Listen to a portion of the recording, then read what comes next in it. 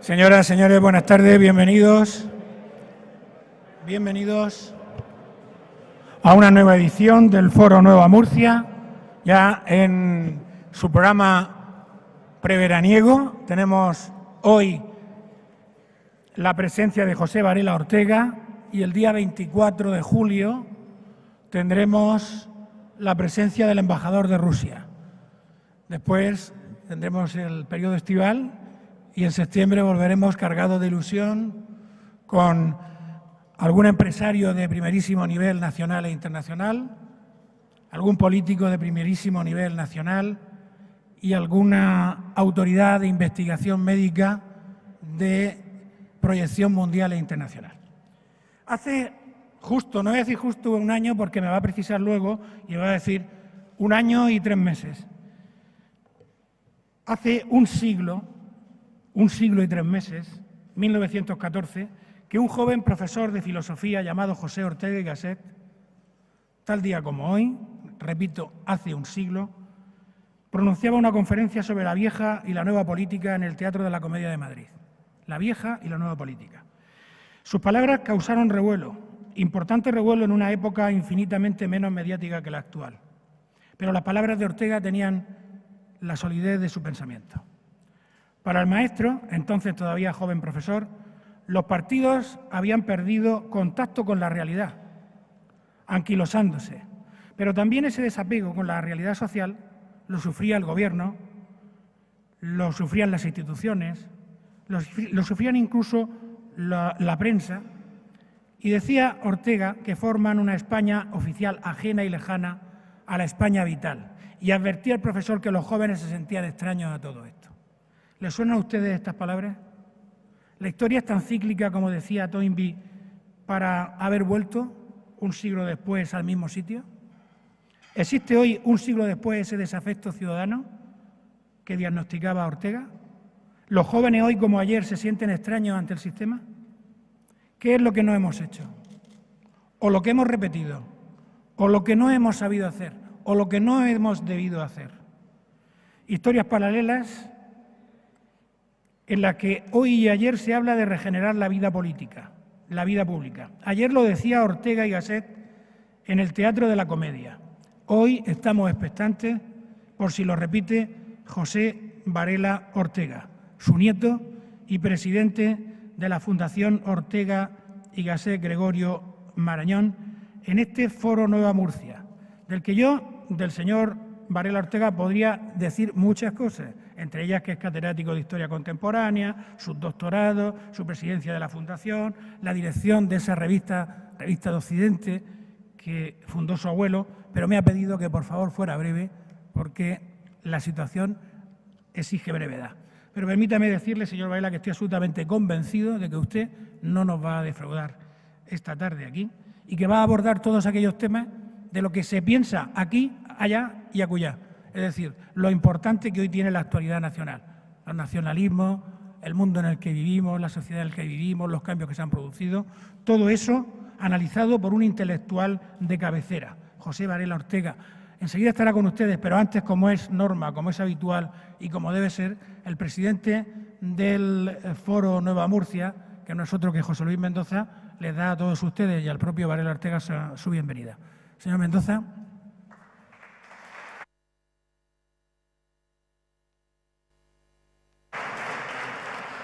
Muy bien, pues tras la magnífica presentación que ha hecho nuestro querido José Antonio Ruiz Vivó, en nombre de todos los empresarios, de todas las empresas que patrocinan este Foro Nueva Murcia, le damos nuestra más sincera bienvenida a don José Varela Ortega, el ponente que hoy pues va a participar en este foro, y darle las gracias porque acogemos con alegría el que haya un catedrático de Historia Contemporánea con nosotros, sucesor de un gran hombre que ha quedado grabado para toda la historia en España, como fue don José Ortega y Gasset. Hay que agradecer a doña Soledad Ortega que creara la fundación que lleva su nombre allá por el año 1978. Y han pasado grandes presidentes por esta fundación, como don Leopoldo Calvo Sotelo, Pérez Durán Farell, Antonio Garrigues Walker y ahora le ha sucedido este gran hombre, don José Varela, un hombre que pues ha recorrido medio mundo, profesor en universidades norteamericanas, hasta en Inglaterra, en Francia, en diversos países, pero que conoce profundamente toda la historia política de España, económica y demás. Esta es una gran fundación, es una institución privada de ámbito nacional, una fundación que se dedica a la difusión cultural, la formación, el debate, la investigación, especialmente en los ámbitos de las ciencias sociales y de las humanidades, algo muy importante. Y está inspirada en el espíritu de su fundador. También ahora se ha asociado a la fundación de este gran prohombre, que es Gregorio Marañón, una de las grandes eminencias de la medicina española, por todos conocidos. Esta fundación resulta que es una fundación, parece una universidad, porque tiene centros, departamentos repartidos en diversos lugares de España y de países del extranjero. Se dedica a la formación del posgrado, a la alta especialización profesional. Tiene enseñanza universitaria para estudiantes extranjeros, investigación aplicada, algo muy importante, en documentación sobre relaciones internacionales, seminarios, congresos, mesas redondas, publicaciones, exposiciones, y se ha vinculado a grandes académicos de prestigio mundial, de prestigio internacional, que han convertido a esta fundación en una de las más acreditadas de España. Destaca en esta fundación que trabaja en el ámbito político, económico, académico y empresarial, como la fundación nuestra. Este foro no es una fundación, pero es una fundación empresarial que también es foro de debate, foro de pensamiento, de intercambio cultural, de servicio a la región de Murcia, como antes le he indicado, y deseamos que este día sea un día de gracia para todos, que podamos disfrutar con la presencia de este gran catedrático que nos acompaña, presidente de la Fundación José Ortega y Gasset. Bienvenido y muchas gracias.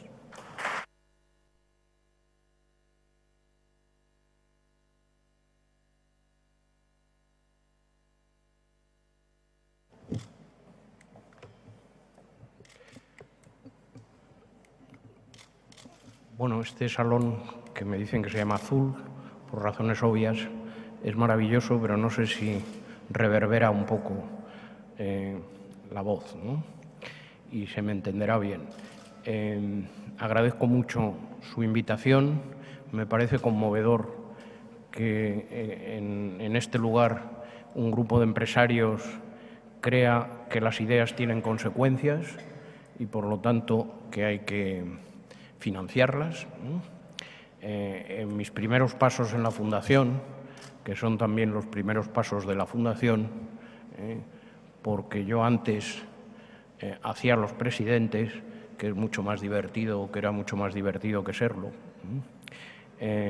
Tenía un colega de Derecho Penal que se llamaba Ignacio de Oto, desgraciadamente fallecido, que cuando iba a convencer a los empresarios, sobre todo a los banqueros que tienen ejercicios fiscales de un año, como es natural, y en cambio los ejercicios académicos, que es una tesis doctoral, son 3 años, y nos decían, bueno, pero eso, todo eso es paja, todo esto de las ideas.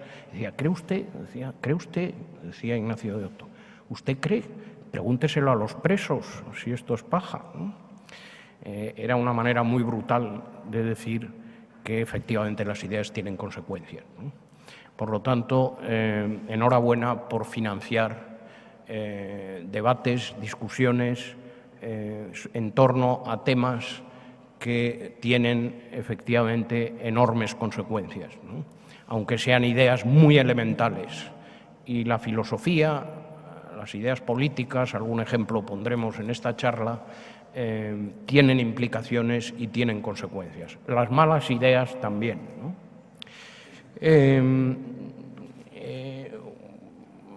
La referencia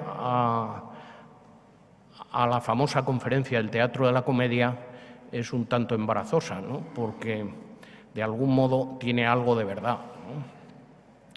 Este es un régimen agotado, como José Ortega y Gasset creía que la Restauración estaba agotada, ¿no? En un sentido muy distinto, ¿no? La persona que hablaba, que era mi abuelo, no es responsable del producto, que soy yo, ¿no? Y por lo tanto tendría poco sentido que intentara subirme a ese caballo, ¿no? A pesar de que sea muy familiar, ¿no? O me sea muy familiar, ¿no? Por varias razones. Primero, por la diferencia obvia de categoría, ¿no? Y de altura intelectual. Y en segundo lugar, porque Ortega pertenecía a una generación en que el intelectual era el sacerdote laico, ¿no? Había de algún modo sustituido a lo que era el magisterio de la Iglesia, ¿eh? Desde Francia 1898, en un affaire muy conocido que se llamó l'affaire Dreyfus, ¿eh? Un militar francés acusado de espiar para los alemanes, de origen judío, y al que se le hizo un juicio, en fin, sin garantías, que produjo un escándalo en Francia y despertó eso que se llamó la conciencia de los intelectuales, ¿no? Y se convirtieron en el eco de la sociedad de entonces, ¿no? Creyeron ser escuchados, ¿no? Y que eran escuchados. Bueno, posiblemente lo fueran en aquella época, hoy día no. Hoy día estamos en un mundo de democracia de masas que, como yo les digo a mis estudiantes, no sabemos cómo va a acabar porque no tiene todavía 100 años en la mayoría de los países, no solo en España. En 1914, hace 100 años, en el Reino Unido, que no era un sitio atrasado ni modesto, de 10 hombres, de las mujeres ni hablemos, de 10 hombres mayores de edad, 4 no tenían derecho a voto. O sea que el Reino Unido no era un país democrático. Alemania no controlaba los presupuestos en el Reichstag, el Imperio alemán, ni el austríaco. Por lo tanto, no era un sistema que hoy llamaríamos democrático. El ejército dependía del Kaiser y del emperador de Austria. Rusia era un país autocrático. Por lo tanto, esto de la democracia estaba asentado en países como Estados Unidos, algunos países del norte de Europa, pero desde luego no en muchísimos lugares. Italia era un país con un sistema de clientelas muy parecido al español, Portugal también, el sureste de Europa también, Grecia lo mismo, es decir, nada muy distinto en España de otros países. Pero yo les voy a contar, o voy a intentar contarles en parte una historia optimista. Hombre, yo ya voy para viejo, ¿no? Pero no absolutamente decrépito, ¿no? Es verdad que lo que poco que peino son canas, pero, en fin, tengo 70 años, ¿no? Me acuerdo perfectamente de la segunda mitad de los años 50. Si ustedes, 60 años, pues, mal contados, ¿no? 55, si ustedes quieren, 15 años, un chico ya empieza a leer cosas y a tener una idea y una experiencia del mundo que recuerda, ¿no? Digo que recuerdo porque yo soy de familia gallega, del norte, también de familia, por cierto, murciana. Tengo una familia que viene de Cartagena, nadie es perfecto, pero en fin.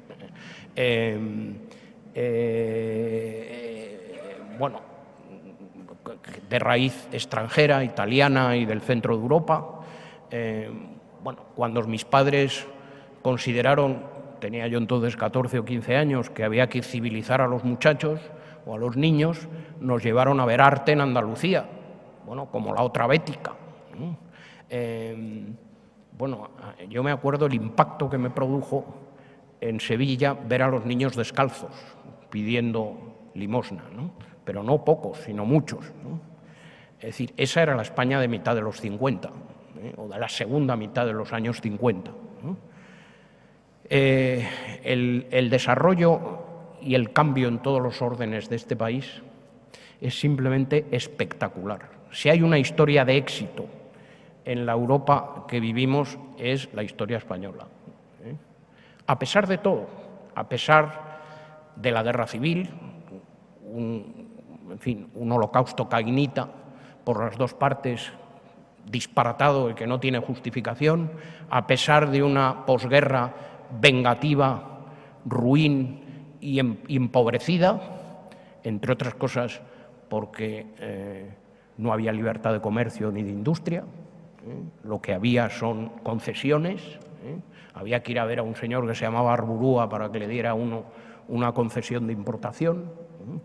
Por lo tanto, la España de la posguerra es una España empobrecida no solo por la guerra, ni fundamentalmente por la guerra, sino por las malas ideas. El general Franco, que no era sospechoso como fuente, decía, bueno, no entiendo nada, ¿no? En la guerra había de todo, en el lado nacionalista o franquista, y ahora que hemos ganado la guerra no hay de nada. Bueno, la razón son los experimentos autocráticos y autárquicos de los ministros falangistas, que llevaron al hambre en Rusia. Bueno, pues a partir de entonces, mitad de los 50, segunda mitad de los 50, este país tiene un desarrollo hasta el presente de más de 3 puntos en el PIB, lo cual en 60 años es simplemente espectacular.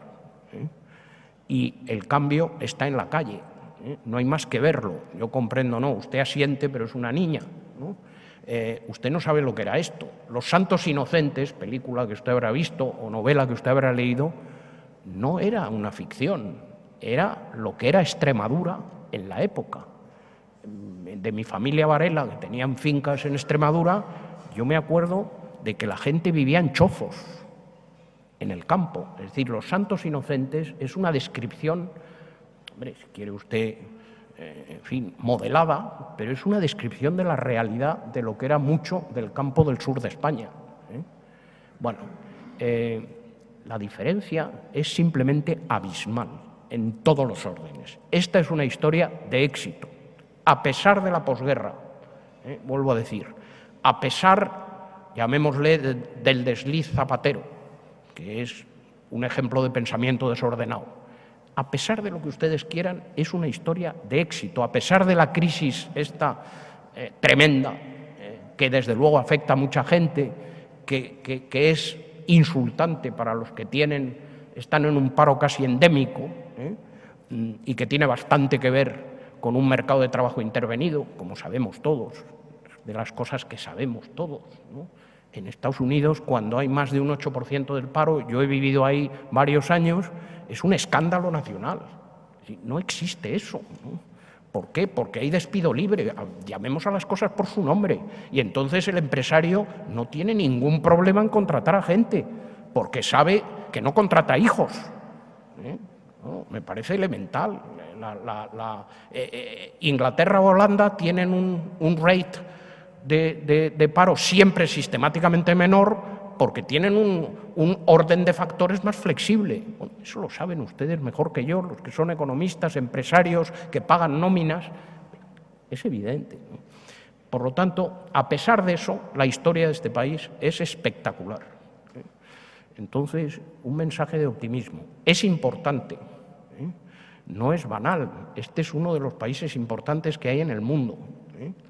Claro, con esto del franquismo y de tal, y no sé qué, hay unas ciertas confusiones, ¿no? Parece que hablar de la unidad de España o de que esto es un país culturalmente importante es algo que tiene que ver con el yugo, las flechas y el franquismo, ¿no? Son tonterías, ¿no? Que hay que olvidarse de eso. Son episodios en la historia de un país, como ha habido otros episodios en el resto de Europa, ¿no? La Europa de entreguerras es una película de miedo. Digo, entre la Primera Guerra Mundial, que no diré conmemoramos, pero que sí asistimos a su aniversario, a su centenario en este momento. Y el final de la Segunda Guerra Mundial es una película de miedo, en países centrales, en países como jamás se podía suponer que ocurrieron las tragedias que ocurrieron, como Alemania o como Italia. Bueno, esto de aquí no es tan distinto. Dictadores nacionalcatólicos, pues había en Polonia, muy parecidos al general Franco, en fin, sindicalismo como el que hubo aquí, pues había en Italia en una intensidad mucho mayor y con consecuencias mucho mayores. El INI no es un invento español, es un invento italiano, ¿no? Bueno, todas esas cosas, es decir, Suances se podría haber tenido un apellido italiano. Todas esas cosas han pasado aquí, en el resto de Europa también, sobre todo en el resto del continente, y a pesar de todo, el resultado en este país es simplemente espectacular. Si en 1975 nos dicen que hoy día íbamos a tener los problemas que sin duda tenemos, y ahora hablaremos de eso, bueno, diríamos que es un milagro, a pesar de los problemas. Un milagro. Es decir, una transición pacífica, ordenada, a una democracia de masas y a una libertad absoluta de partidos. Una monarquía asentada, que fue la solución, no el problema, como en 1923.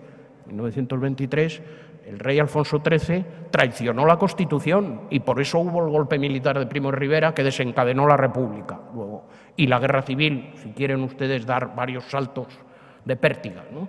No sería partidario, pero en fin, se puede establecer esa relación, ¿no? En 1975 la monarquía fue la solución. En 1981 el rey impidió un golpe militar, no lo propició. Bueno, todo eso lo sabemos. Eso es simplemente espectacular. Se constituyó en defensor de la Constitución, no en mayordomo de un general levantisco, bueno, como ocurrió en el año 23. Por lo tanto, estos experimentos de aquí, que no eran fáciles, han salido espectacularmente bien, ¿no? El presidente en la ocasión de la Unión Europea, cuando el euro, recordarán ustedes los que son empresarios mayores aquí, porque los veo muy jóvenes, recordarán ustedes que dijo, bueno, al empezar con esto del euro, dudábamos mucho que España fuera a entrar en el euro. Ahora nos preguntamos quién va a acompañar a España en el euro. Bueno, eso a mí me dejó simplemente atónito, ¿no? Es decir, es un ejemplo de lo que ha sido el éxito de este país. Bueno, que eso se haya visto interrumpido no por una crisis económica, sino por una crisis de valores, por una falta de fe en nosotros mismos, quizá por una falta de aliento, efectivamente, por un sistema que tiene lo suyo de esclerótico y que es muy justo y muy razonable y además muy sano, que los jóvenes se pregunten, pero bueno, vamos a ver, ¿por qué las listas tienen que estar cerradas y bloqueadas? Ley electoral. ¿Por qué la ley de financiación de partidos tiene que llevar a un déficit sistemático que acaba en maletines y los maletines los llevan siempre los Bárcenas? Bueno, siempre hay Bárcenas cuando hay maletines, es evidente que los hay. Yo me figuro, y ustedes también, si todos lo sabemos, nos figuramos en cada partido la escena de cómo se arregla ese déficit en la financiación de partidos. Pues alguien diría, bueno, ahí hay un señor que se llama Bárcenas que dice que lo arregla. Yo me figuro lo que dirá el señor, habrá dicho el señor Rajoy en su momento. A mí de eso no me habléis, ¿eh? Yo no quiero saber nada, que es lo que diría probablemente el señor Rubalcaba. A mí me lo contó el señor Escámez, presidente de un banco, que daba un maletín de no sé qué millones, me parece que eran 30 en la época, al Partido Socialista, y llamaba a Alfonso Guerra. Y decía, oye, ¿has recibido los 30 millones? Hasta que un día le dijo, hombre, 30 no, faltan 5. Hombre, pues si los he contado yo mismo, he hecho que los cuenten. Y entonces, bueno, Escámez dijo, mira, esto se acabó, montáis una sociedad y me facturáis. Filesa. Bueno, pues ya sabemos que eso es así, ya sabemos que esas cosas funcionan así. Si hay una ley de financiación de partidos como esta, tiene que producir estos problemas, tiene que producir estos problemas. Si tenemos una injerencia en el Poder Judicial, vayamos a la última, por poner un ejemplo del otro partido, ¿Qué hace el señor Rajoy, con todos los respetos, comentando sobre si la infanta es o no inocente? No hay más que decir que uno respeta las resoluciones judiciales, que mientras no tenga una sentencia firme hay una presunción de inocencia y que no tiene nada más que decir. ¿Y qué hace un juez y un fiscal hablándole a la prensa? Hombre, no sé, yo tengo debilidad por esta señorita jueza de Andalucía, aparte por otras razones que le adornan, por su discreción, ¿no? Es decir, no hace una declaración. Los jueces se expresan por resoluciones y sentencias.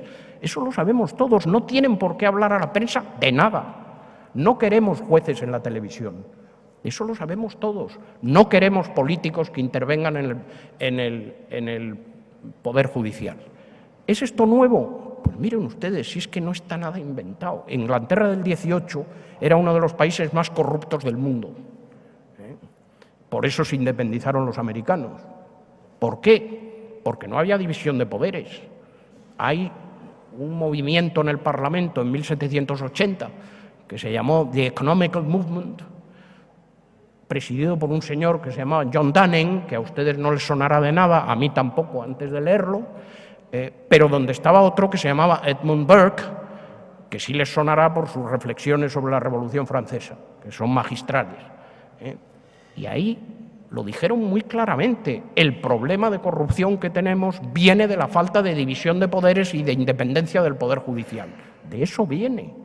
¿Es este un país muy corrupto? No, es un país muy poco corrupto. Por eso es explosiva la situación, en mi opinión. Los países donde yo he conocido corrupción, y he conocido algunos con un grado de corrupción sistémico y espectacular, bueno, se manejan muy bien dentro de eso, o bastante bien, con unos costos enormes, naturalmente, pero se manejan dentro de eso porque así es la sociedad. Esta sociedad no es así. Uno no va con maletines, no va sobornando a nadie, eso no existe. No conocemos ninguno de nosotros, o muy pocos de los que estamos así aquí, gentes de ese tipo. Y cuando lo conocemos salimos espantados. No es una sociedad corrupta, no es verdad. Porque no es una sociedad corrupta, no se toleran ciertas prácticas que existen en el entorno político.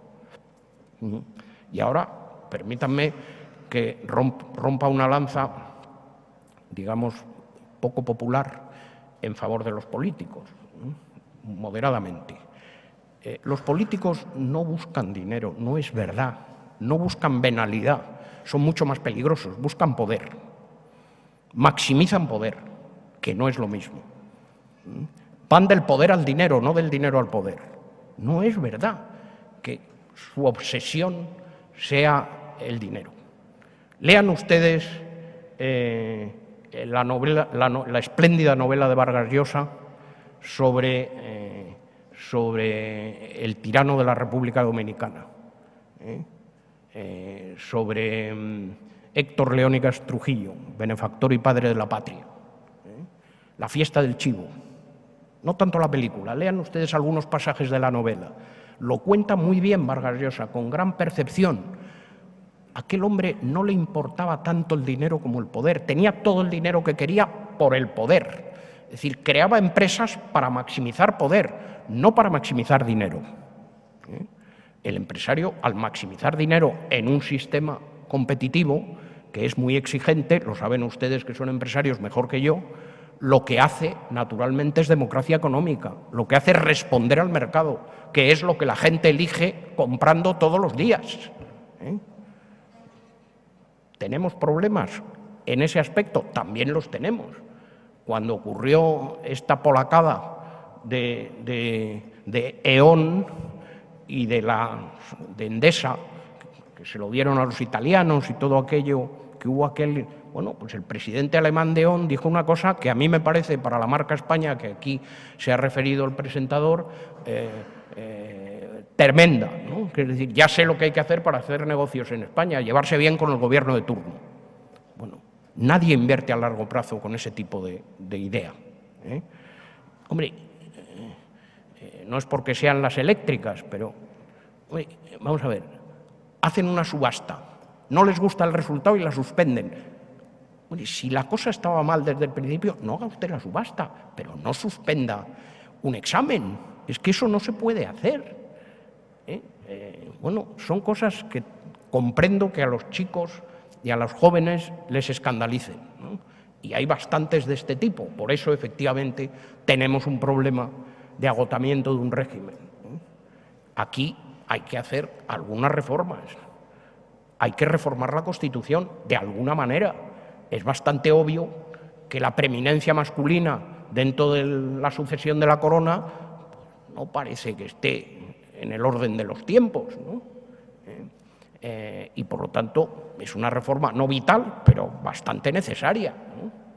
En fin, si la reina ahora, en fin, se queda embarazada, pues el escalofrío de terror que se nos va a producir a todos es bastante considerable, ¿no? Porque ya tenemos precedentes con 3 guerras carlistas, ¿no?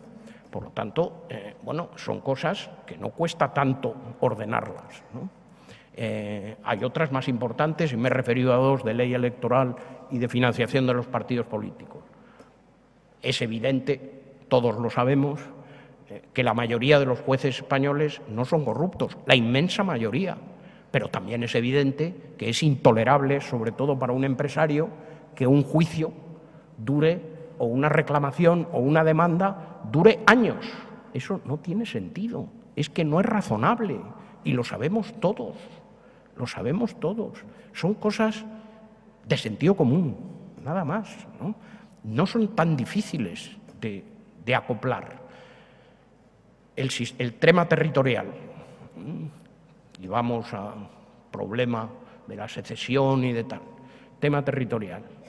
Bueno, no sé, desde 1812, por un milagro en el cual una serie de diputados liberales o de gentes copadas en la ciudad de Cádiz, defendidas por la isla de León y por la Armada inglesa, por eso no tomaron los franceses Cádiz, en una ciudad llena de extranjeros, con perdón y valga guardando todas las proporciones, parecidas a la fundación que yo presido, en español, porque estaba lleno de hispanoamericanos, que entonces sí eran hispanoamericanos, no había nacido Napoleón III, no eran todavía latinoamericanos, ¿no?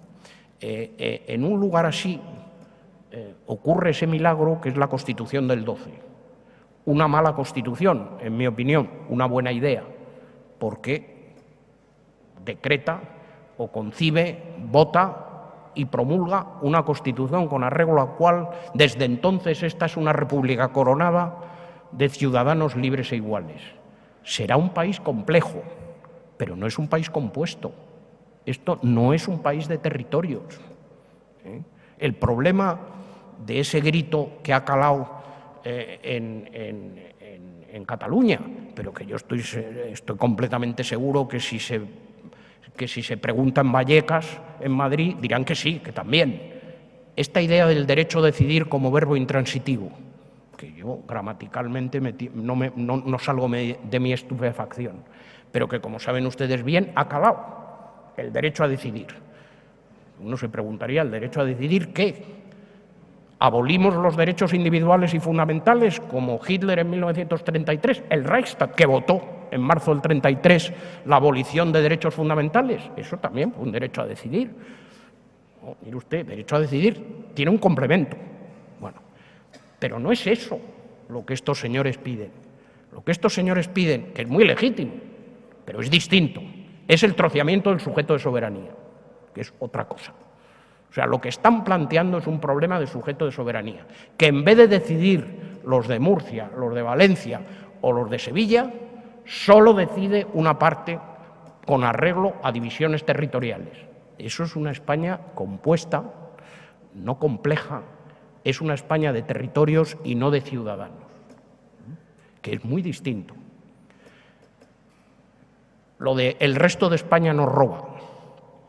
Bueno, miren ustedes, tenemos un problema con nuestra pierna izquierda, porque quien tiene que haber levantado la mano en eso, tenía que haber levantado la mano, es el Partido Socialista. Uno como partido internacionalista y dos como partido socialdemócrata que redistribuye y que cree que los impuestos son un instrumento de redistribución. Yo no soy de eso, ¿no? Los impuestos me horrorizan, los pago porque hay que hacerlo, por cumplir la ley, pero no me gustan mucho, ¿no? Y no creo que un sistema de impuestos altos sea muy efectivo económicamente. Pero, hombre, desde un punto de vista socialdemócrata es evidente que donde hay más ricos pagan más. La economía, la sociología y economía socialdemócrata no es geométrica, es aritmética.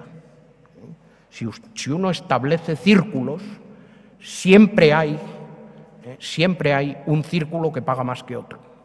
Eso los que son aquí banqueros lo saben muy bien. Siempre hay un listo en el banco que dicen, bueno, vamos a ver, como el núcleo del banco es el 10%, quitemos el 90%.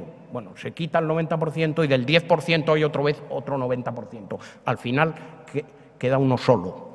Eso es lógica elemental. Si uno quiere pagar un sistema como el que tenemos, de seguridad social, de universidades, de enseñanza, que, por cierto, no es gratis. Esta chica que es ministra de Sanidad, yo se lo digo, es muy simpática, a mí me cae muy bien. Oye, no digas que es gratis, no hay nada gratis en este mundo. Lo pagamos todos con nuestros impuestos. Di que es carísimo y buenísimo y que es un sistema muy bueno, pero no digas que es gratis, ¿no? Yo recuerdo cuando vivía en Inglaterra en el año 74 que me enviaron ahí del college mío a la Brookings, que es un think tank del Partido Demócrata, y bueno, a explicar un poco lo que era el sistema europeo de socializado. Estábamos entonces en una Inglaterra muy socializada, de seguridad social, de National Health Service, de todo eso. Y a la tercera vez que pronuncié la palabra gratis, un señor que había ahí al fondo, que luego me dijeron quién era, para mi horror, levantó la mano y dijo, "Young man, there is no such a thing as a free lunch". No existe eso de una comida gratis. Siempre alguien lo paga en algún momento y en algún punto. Bueno, ese señor era Galbraith, por cierto, que no era precisamente, dentro del panorama político de Estados Unidos, un conservador, como saben ustedes bien, ¿no? Pero lo que estaba diciendo es obvio, y es obvio también que nos roba, ¿no? Mire usted, si usted hace un círculo dentro de Cataluña, también habrá lugares, en una Cataluña secesionada o independiente, también habrá lugares que paguen más. Siempre existirá eso. Por lo tanto, no hablen ustedes de balanzas fiscales, porque las balanzas fiscales, desde un punto de vista socialdemócrata, son tautológicas. Es decir, es una tautología de un punto de vista lógico. Es decir, que efectivamente donde hay gente con mayores posibles paga más. Bueno, así es en un sistema de redistribución de recursos y de financiación de determinados servicios. ¿Cómo se elimina eso? Bueno, eliminando la progresividad de los impuestos. Bueno, que propongan a la gente en este país y también en Cataluña, o en el resto del país y también en Cataluña, si se acepta la no progresividad de los impuestos. Es evidente, todos sabemos que eso no es así, ¿no? Bueno, yo creo que estas cosas hay que tomárselas con alguna filosofía. Cuando hay una crisis, y no es una crisis solo económica, es una crisis de valores, es una crisis de objetivos, es una crisis, si se quiere, de aliento. Después de haber tenido un éxito espectacular, ha venido como un bajón y una falta de líderes que propongan un programa, o más que un programa, un objetivo, una meta interesante e ilusionante. Cuando ocurre eso, hay la tendencia a la balcanización de esta península, que es una historia muy larga. Se dio en 1640, como saben ustedes, con la secesión de Portugal.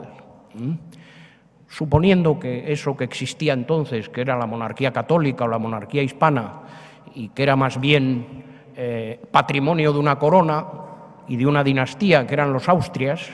Entonces, cuando a uno le preguntan por la monarquía, yo suelo decir que antes los países eran de los reyes, ahora los reyes son de los países. Por eso no les dejamos ni respirar, porque efectivamente son un patrimonio nacional. Son un cuadro del Museo del Prado, que lo sacamos cuando nos conviene, pero que queremos que esté controlados, que les toleramos pecados de alcoba, pero no que metan la mano en la bolsa, naturalmente, porque no son sustituibles. La cosa tiene su coherencia y razón, no son sustituibles. Un presidente de la República sí. Bueno, el presidente de la República venal, pues se le sustituye y no hay problema. El sentido de una monarquía es la herencia. Bueno, 1640, Felipe IV, conde duque de Olivares, después de la Guerra de los 30 años, ahí ocurre efectivamente la secesión de Portugal. Una voluntad de balcanización de esta península. También ocurre en 1714. Hay un proyecto de balcanización de esto. Y la línea del Ebro es la divisoria. Si ustedes leen Le Maxime de Louis XIV, lo tiene muy claro, y Napoleón lo revive. Las fronteras naturales de Francia son el Ebro y el Rin, con las consecuencias que todos sabemos en la historia de Europa. Bueno, lo del Ebro, nos olvidamos que la llamada invasión francesa del año 8 al 12, o al 14 casi, bueno, pues esa invasión, la línea del Ebro es la línea de demarcación de las provincias francesas. Francia incorpora todo lo que está más allá del Ebro al Imperio francés, de administración militar francesa directa. Por eso, seamos un poco claros, y ustedes convienen que lo sepan, en Andalucía no hubo demasiada sublevación contra los franceses. La batalla de Bailén es otra cosa. El viaje del rey José del año 10 fue un éxito en Andalucía. La gran sublevación fue en las provincias del norte, de administración directa francesa. Los grandes patriotas españoles fueron sobre todo vascos y catalanes. A ver si decimos las cosas claras, ¿no? Si leen ustedes el libelo contra franceses de algunos de los diputados catalanes, verán ustedes que ahí lo que había es un españolismo realmente brutal, ¿no? Y que la idea de Napoleón, presentada a los políticos españoles, fue intercambiar Cataluña por Portugal. Deben saber los nacionalistas catalanes que todos los políticos españoles, salvo Godoy, se negaron a eso. Todos. No importaba de qué signo. No hubo uno que aceptaba ese tipo de trueques. Bueno, ahí hay otra balcanización de la península. Ahora nos cuenta el señor Mas, como gran idea, que bueno, nosotros no vamos a necesitar ejército porque el ejército va a ser el ejército francés. Vieja historia también de tiempos de Louis Philippe, de 1830 y tantos. Claro, eso era el protectorado francés hasta la línea del Ebro, como solución de la guerra carlista. Y en 1938 tienen ustedes esa misma proposición de dividir las dos zonas, republicana y nacionalista, de la misma forma, con más o menos la línea del Ebro. Bueno, es una historia bastante vieja, no es nada muy nuevo. Estas ínfulas de secesión no son nada muy distinto. Y no es muy distinto esto del nacionalismo. Todos los movimientos nacionalistas son en general extremistas y maximalistas.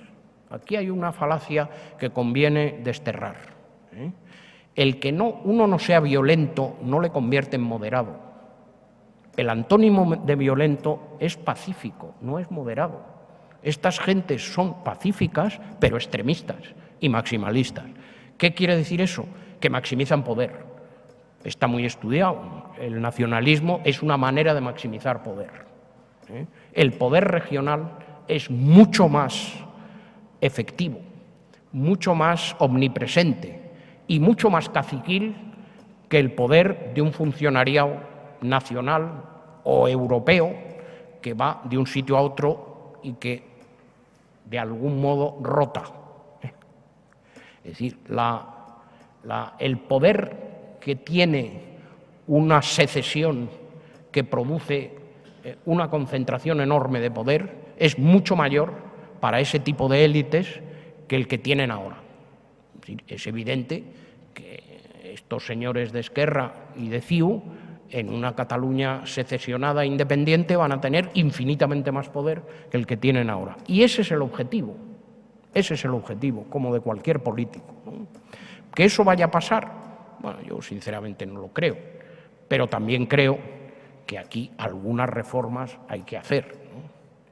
Y, hombre, yo recomendaría a Menofis IV, que nos gobierna sin decir palabra, que se pronunciara, ¿no? Que dijera algunas cosas, ¿no? Porque yo comprendo, soy de familia gallega y simpatizo con la idea de cierto tipo de gallego, que es el neurótico y no esquizoide, que, en fin, ve este país como una pandilla de locos extremos que generalmente tiene la cabeza un poquito perturbada, ¿no? Yo comprendo, en fin, esto de la calma, comprendo esto de Talleyrand, de surtout pas trop de sel, ¿no? Sobre todo no extremar el celo, ¿no? Pero bueno, algunas cosas hay que hacer, ¿no? Esta vieja idea de que las reformas de algún modo encauzan algunas proposiciones razonables que los revolucionarios avanzan, pues son bastante sensatas, ¿no? No es tan difícil entender que no pasa nada por dimitir. Don Pedro Sainz Rodríguez, que fue como saben los viejos del lugar, fue un poco el maître à penser de don Juan, del pretendiente y de infante o rey Juan III, según Luis María Ansón, decía en la época del general Franco que él iba a proponer en la academia que se aboliera el vocablo dimitir por desuso, ¿no? Bueno, el señor Rubalcaba ha dimitido con cierta bonhomie, con cierto buen estilo. Bueno, yo no pretendo que dimitan todos, ¿no? Pero si a uno, como dicen los periodistas, le cogen con el carrito del helado y con SMS, con señores que llevan las maletines y el dinero y no sé qué, dimite y no pasa nada, no pasa nada. Es decir, ninguno creemos que Willy Brandt fuera espía de los rusos. Sabemos que no fue espía de los rusos, pero sí su secretario, que se llamaba Guillaume, como ustedes algunos recordarán, dimitió, no pasó nada dentro del socialismo, del partido, del SPD, del Partido Socialdemócrata Alemán, ¿no? En mi época en Inglaterra, un señor que se llamaba Profumo, que era ministro de Defensa, tuvo una debilidad por una señora que, visto el espectáculo, a mí no me extrañaba, que se llamaba Christine Keeler. Bueno, y aquel señor tuvo que dimitir porque efectivamente aquella mujer tenía contactos con la embajada soviética poco santos, ¿no? Bueno, tampoco pasa nada, pasó nada en el Partido Conservador británico, ¿no?